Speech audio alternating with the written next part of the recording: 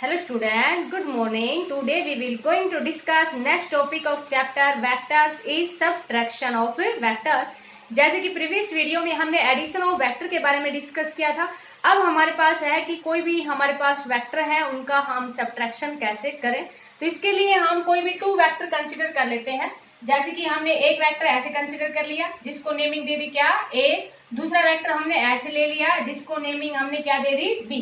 तो यहाँ पर हमें क्या करना है कि एक वेक्टर को सेकेंड वेक्टर में से सब्ट्रैक्ट करना है। तो सब्ट्रैक्शन ऑफ वेक्टर्स को हम कैसे डिफाइन करेंगे कि जैसे कि मान लीजिए हमारे पास वेक्टर बी को ए में से सब्ट्रैक्ट करना है, तो उसके लिए देखो हमने एडिशन ऑफ वेक्टर में जैसे कोई भी टू वेक्टर्स हैं उनके एडिशन के लिए triangle law of vector addition भी यूज किया है, parallelogram law of vector addition भी हमने स्टडी कर लिया है। तो यहाँ पर भी उसी कंसेप्ट का यूज करते हुए और वेक्टर्स को हम सब्ट्रैक्ट कर लेंगे। कैसे करेंगे? जैसे कि सब्ट्रैक्शन ऑफ वेक्टर बी है फ्रॉम वेक्टर ए, तो उसको हम कैसे डिफाइन कर देंगे? जैसे कि हमने क्या लिख दिया, subtraction of vector B from vector A is defined as the addition of minus b to a। ये बात समझ में आई बेटा? Minus B means negative of B, negative of A B. देखो हमने यूज किसका कर लिया कंसेप्ट एडिशन वाला ही, लेकिन हमारे पास जो रिजल्ट आएगा वो किस में आ जाएगा? सब्ट्रैक्शन में आ जाएगा। क्यों यूज किया है? क्योंकि एडिशन के लिए ही हमने ट्रायंगल लॉ और parallelogram law of vector addition study किए हैं, सब्ट्रैक्शन के लिए तो कोई किया नहीं है। और वही उसी कंसेप्ट का यूज करते हुए ही टू वेक्टर्स का सब्ट्रैक्शन आ जाएगा हमारे पास। देखो कैसे, जैसे कि अभी आपको क्या बताया कि subtraction of vector B from vector A is defined as the addition of minus B to A. Means देखो बेटा ए प्लस माइनस बी, तो इसका जो रिजल्टेंट आएगा ना वो हमारे पास क्या आएगा? सब्ट्रैक्शन ऑफ वेक्टर ही आएगा। मीन्स ए माइनस बी, और हमने क्या कहा है कि बी को ए में से सब्ट्रैक्ट कर रहे हैं, तो हम एडिशन का कंसेप्ट यूज करते हुए सब्ट्रैक्शन कर लेंगे वेक्टर्स का। और वेक्टर्स को जब सब्ट्रैक्ट करना है तो हम वही कंसेप्ट यूज करेंगे, क्योंकि सब्ट्रैक्शन के लिए कोई अलग से कंसेप्ट है वो नहीं बनाया गया, तो एडिशन का यूज करते हुए ही हम कर लेंगे। तो देखो जैसे कि मान लीजिए हमारे पास ये टू वेक्टर है, देखो इसका यूज हमें कहाँ पे पड़ेगा? जैसे कि हमने एक कंसेप्ट पढ़ा था रिलेटिव वेलोसिटी, फर्स्ट चैप्टर के अंदर relative velocity in one dimension पढ़ा था, और आपको ये बताया था कि रिलेटिव वेलोसिटी इन प्लेन में भी होती है, तो वो हम आगे वेक्टर्स में डिस्कस करेंगे। तो relative velocity in plane means जैसे कि एक ऑब्जेक्ट की वेलोसिटी सेकंड के रिस्पेक्ट में, तो उसमें हमें इस सब्ट्रैक्शन ऑफ वेक्टर की जरूरत पड़ेगी। इसलिए जब रिलेटिव वेलोसिटी ऑफ प्लेन से पहले हम क्या बता रहे हैं आपको? सब्ट्रैक्शन ऑफ वेक्टर्स बता रहे हैं। तो देखो बेटा बहुत ही सिंपल है, समझ आ गया होगा कि addition of minus B to A, addition का यूज करते हुए रिजल्ट क्या आ गया? सब्ट्रैक्शन। इसको रफ करते हैं, समझ आ गया होगा ये आपको। तो देखो बेटा हमारे पास ये टू वेक्टर्स थे ऐसे, रिजल्टेंट हमें पता ही है ना कि जैसे कि कोई भी टू वेक्टर्स हैं उनको हम ऐड करते हैं। कैसे करते हैं? फर्स्ट वेक्टर का हेड, सेकंड वेक्टर की टेल, ये भी आपको पता है। तो ये वेक्टर ए हो गया, ये वेक्टर हमारे पास क्या हो गया? बी।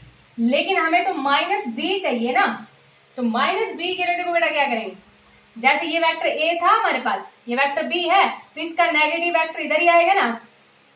ये पॉजिटिव डायरेक्शन में है तो नेगेटिव इसी डायरेक्शन में आएगा।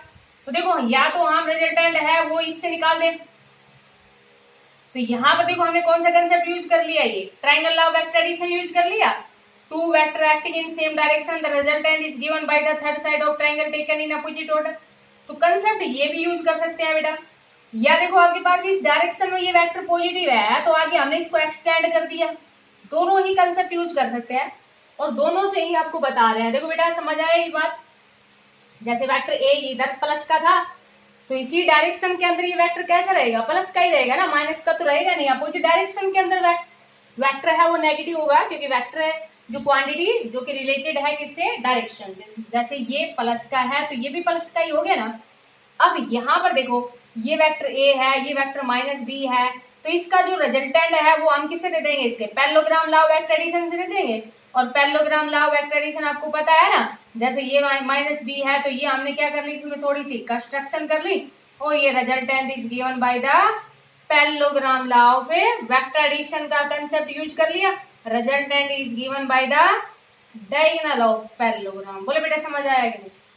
मीन्स देखो ये एंगल इनके बीच में एंगल कितना है, थीटा है ना, तो ये जो बाकी का एंगल बच गया हमारे पास, देखो ये इधर से इधर एंगल, तो वो हमारे पास कितना बच गया, 180 माइनस थीटा बच गया। टोटल एंगल आपके पास एक लाइन के ऊपर कितना होता है, 180 होता है ना, तो ये ऊपर वाला एंगल हमारे पास कितना है, थीटा, तो ये जो बाकी बच गया ये हमारे पास कितना है, 180 माइनस थीटा है। अब जब हम रिजल्टेंट निकालते हैं इन मैग्नीट्यूड में, तो साथ में हम किसकी बात करते हैं, डायरेक्शन की भी बात करते हैं। और डायरेक्शन में ये वाला एंगल है ना, यहाँ से यहाँ तक, देखो ये वाला एंगल, इसको हम किससे रिप्रेजेंट कर देते हैं, बीटा से। और ये जो हमारे पास जो इन दो वेक्टर्स के बीच में एंगल है वो कितना है, 180 माइनस थीटा। बोले समझ में आएगा नहीं? तो देखो हमने पहले स्टार्टिंग में जैसे ये ओ ले लिया, इसको पी ले लिया, इसको क्यू से रिप्रेजेंट कर दो, आर तो रिजल्टेंट होता ही है ना, इसको आप एस से रिप्रेजेंट कर दो, इसको एस डैश से रिप्रेजेंट कर दो, आपकी इच्छा है जैसे करना चाहो वैसे कर दो। इसको कुछ और पॉइंट ले लो, पी ले लो, बता समझ में आया नहीं? तो यहाँ पर जो रिजल्टेंट है ना हमारे पास पीटी क्या है, diagonal of parallelogram gives the resultant of vector A and minus B. क्योंकि जब पैरेललोग्राम की बात करते हैं तो जो रिजल्टेंट होता है वो कौन देता है, उसका डायगोनल। आपको समझ आ गया होगा बेटा। देखो दोबारा रिपीट कर रहे हैं हम इस चीज को। जैसे ये ए प्लस का है तो इसी डायरेक्शन में ए प्लस का ही रहेगा। अभी हमने जो सब्ट्रैक्शन ऑफ वेक्टर को कैसे डिफाइन किया था कि जो subtraction of vector B from A है उसको ऐसे डिफाइन किया था कि नेगेटिव को, जो नेगेटिव वेक्टर है बी को, उसको ए में ऐड कर दें तो रिजल्ट हमारे पास क्या मिलेगा, सब्ट्रैक्शन का ही मिलेगा। वही कंसेप्ट हमने यूज किया है। जैसे ये प्लस का था तो इस डायरेक्शन में किसका आ जाएगा, माइनस का आ जाएगा। नहीं, थोड़ी सी हमने कंस्ट्रक्शन कर दी कि ये और ये दोनों क्या है, पैरेलल हो गए ना। तो parallelogram law of vector addition के अकॉर्डिंग ये हमारे पास क्या आ गया, रिजल्टेंट आ गया। तो यहाँ पर जो रिजल्टेंट है ना वो कौन दे रहा है बेटा, पीटी। तो पहले तो हम क्या निकाल देते हैं, इसका मैग्नीट्यूड निकाल देते हैं, बाद में हम क्या निकालेंगे, डायरेक्शन। तो देखो बेटा चाहे तो आप triangle law of vector addition use करो, चाहे आप parallelogram law of vector addition करो, रिजल्टेंट तो आपको ध्यान है ना क्या है था, A square plus B square plus 2ab cos of theta था ना। लेकिन यहाँ पर एंगल बेटा कितना है, कोस ऑफ 180 माइनस थीटा। अभी आप ये कहोगे कि ये तो माइनस बी होता है, तो लेकिन माइनस बी का स्क्वायर भी कैसा आएगा, प्लस का ही आएगा ना, तो इस पे तो कुछ फर्क नहीं पड़ेगा ना। मैग्नीट्यूड निकाल रहे हैं, ये तो मैग्नीट्यूड तो माइनस का भी क्या होता है, प्लस ही होता है ना। जैसे कि मान लीजिए आप ये कहोगे यहाँ पर माइनस बी नहीं लगाया, समझ आ गया ना बेटा। तो क्यों नहीं लगाया, क्योंकि मैग्नीट्यूड तो आपके पास माइनस का भी कैसी वैल्यू आएगी, प्लस की वैल्यू आएगी। तो यहाँ पर देखो जो रिजल्टेंट है वो हमारे पास क्या आ गया, A square plus B square plus 2ab cos of 180 minus theta आ गया। ठीक है, अब जैसे कि मान लीजिए cos of 180 minus theta minus cos of theta होता है, तो वो लगाना चाहो तो वो आप लगा सकते हो यहाँ पर। समझ आ गया बेटा। आप देखो यहाँ लगाना चाहो तो लगा दो, A square plus B square cos of 180 minus theta क्या होता है, माइनस कोस ऑफ थीटा होता है ना। आपको ध्यान हो तो 10th क्लास में भी पढ़ रखा है, आफ्टर स्कूल टू कॉलेज पढ़ा हुआ है ना बेटा।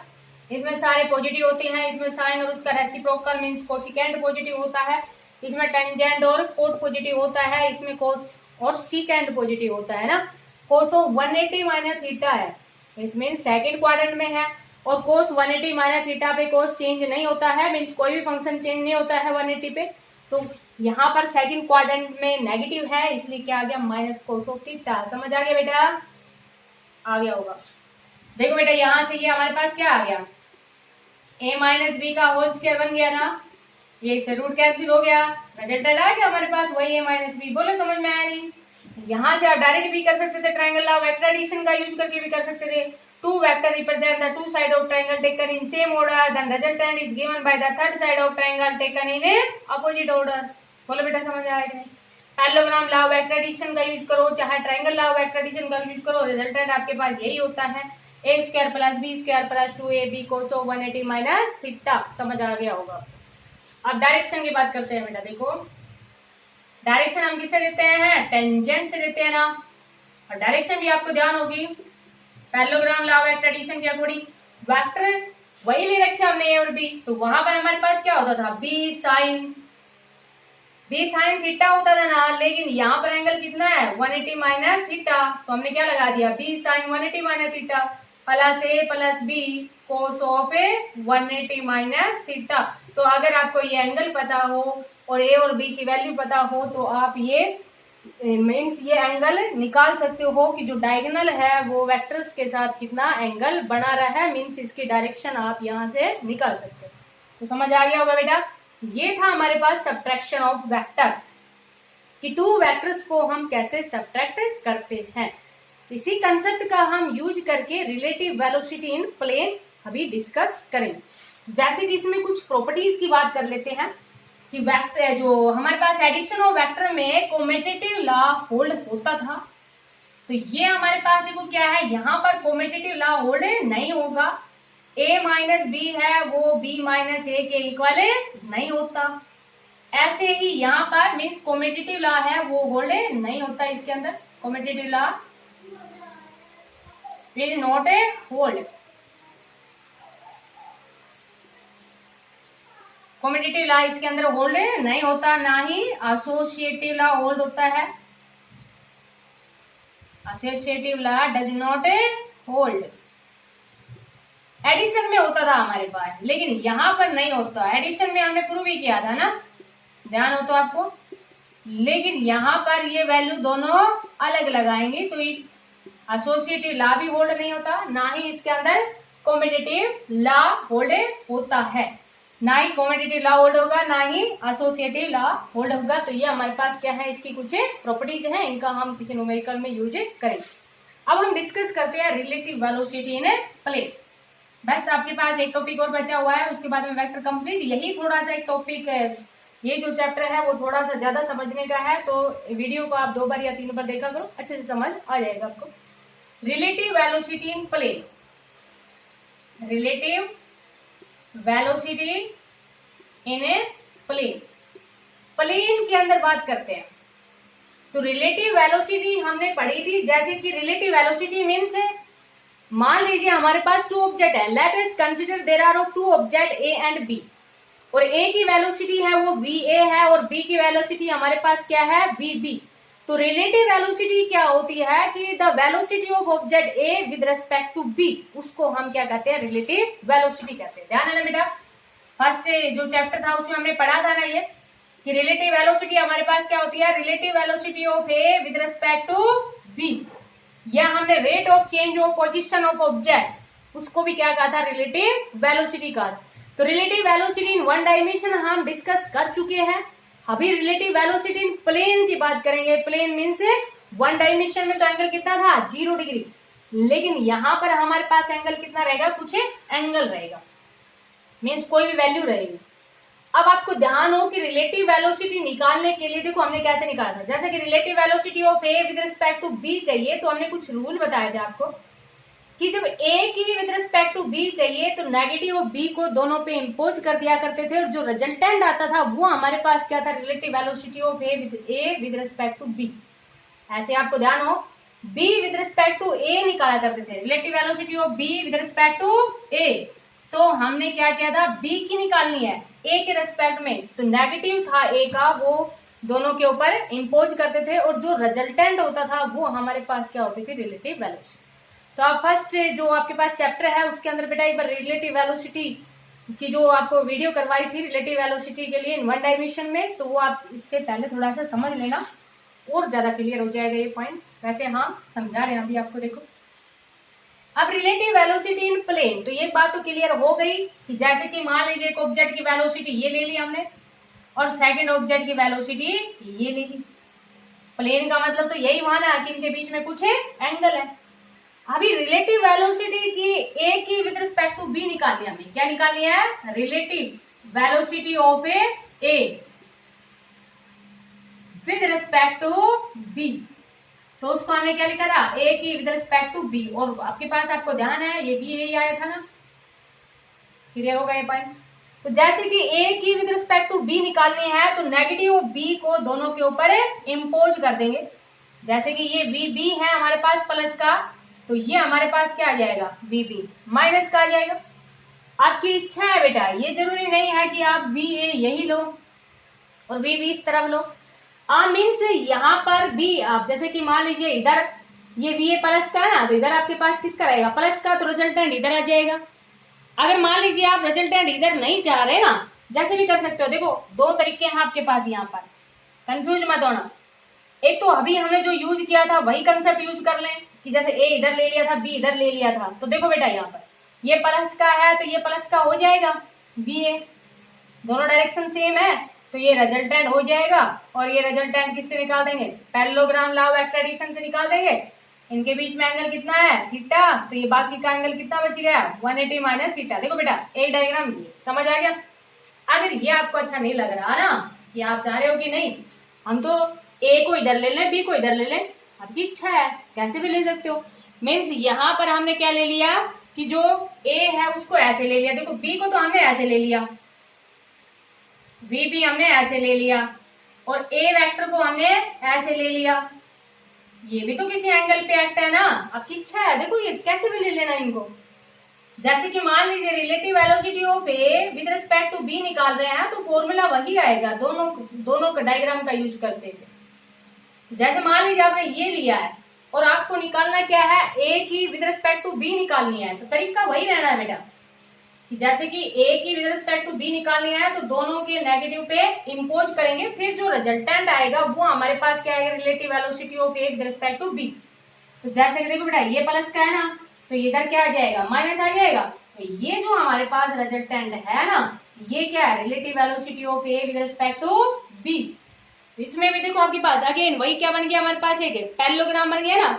तो पैरेललोग्राम के अंदर देखो कंस्ट्रक्शन कर दिया हमने, इस तरफ ले लेते हैं पहले ये देखो ये, तो ये रिजल्टेंट क्या हमारे पास आ गया VAB। तो हमने थोड़ी सी कंस्ट्रक्शन कर दी। अब ये एंगल थीटा है ना, तो ये देखो बाकी का एंगल कितना बच जाएगा, 180 माइनस थीटा। तो एक ही बात है ना बेटा, चाहे तो आप ये वाला फॉर्मूला यूज करो, सॉरी ये वाला डायग्राम यूज करो, चाहे आप ये वाला डायग्राम यूज करो, दोनों के अंदर आपके पास वैल्यू क्या रहेगी, सेम। अब देखो हमारे पास बिल्कुल अगेन वही, जब रिजल्टेंट निकालना है हमें तो रिजल्टेंट निकालने के लिए कुछ भी मान लेना, जैसे इसको P मान लिया, इसको Q मान लिया, इसको आप P' मान लो, इसको T मान लेना। तो ये जो हमारे पास OT है ना, ये क्या दे रहा है, रिजल्टेंट दे रहा है, किसका, VAB का। तो अगेन आपके पास क्या बन गया, पैरेललोग्राम, और पैरेललोग्राम के अंदर रिजल्टेंट क्या होता है, VA का स्क्वायर VB का square plus 2VA VB cos of angle कितना बच गया, सॉरी एंगल कितना आ गया, कोस of 180 minus theta. Again angle आपके पास वही आ जाएगा। इसको भी अगर आप वैसे ही लिखना चाहो तो क्या आ जाएगा, VA का स्क्वायर प्लस VB का square minus 2VA VB cos of theta, क्योंकि कोस ऑफ 180 माइनस थीटा क्या होने वाला है, माइनस कोस थीटा। तो ये हमारे पास क्या आ गया, resultant means relative velocity of A with respect to B। क्या निकालना है अभी हमें, मैग्नीट्यूड निकाल रहे हैं, डायरेक्शन नहीं, क्या निकाल रहे हैं, इसका मैग्नीट्यूड। अब हम बात करते हैं किसकी, डायरेक्शन की। तो ये वाला एंगल है ना, जैसे देखो ये वाला एंगल, ये इधर से ये वाला डायग्राम रिप्रेजेंट करोगे तो भी आंसर वही आने वाला है, ये वाला करोगे तभी वही आने वाला है। तो यहाँ पर जो रिजल्टेंट है वो ये एंगल देगा, और रिजल्टेंट है वो हम क्या लिख देंगे, tangent of a beta. B sine theta होता था ना, B की जगह कितना है, VB sine of 180 minus theta, और divide by VA plus VB cos of 180 minus theta. ठीक है बेटा, तो ये हमारे पास क्या आ गया, tangent of beta is equal to VB sine of 180 minus theta, sine theta होता है, और ये हमारे पास क्या आ गया, VA minus VB cos of theta. तो न्यूमेरिकल्स जब हम करेंगे तो आपको और क्लियर हो जाएगा ये पॉइंट, कि जैसे कि मान लीजिए हमारे पास यहाँ पर कोई भी वैल्यू दे रखी हो कि 2 vector are acting an angle of 30 degree. 2 vector है वो कितने एंगल पे है, 30 डिग्री पे। तो थीटा की जगह आप कितना पुट कर लोगे, 30 डिग्री। साइन 30 की वैल्यू भी पता है, कोस 30 की भी पता है।